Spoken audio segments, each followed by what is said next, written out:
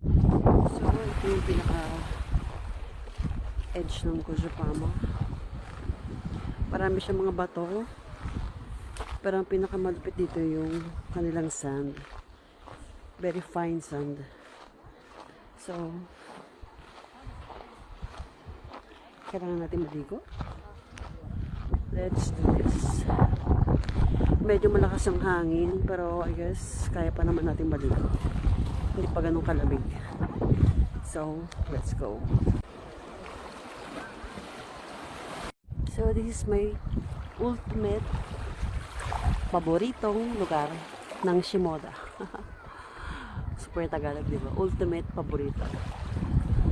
Look at the clouds. Ang baba niya, oh.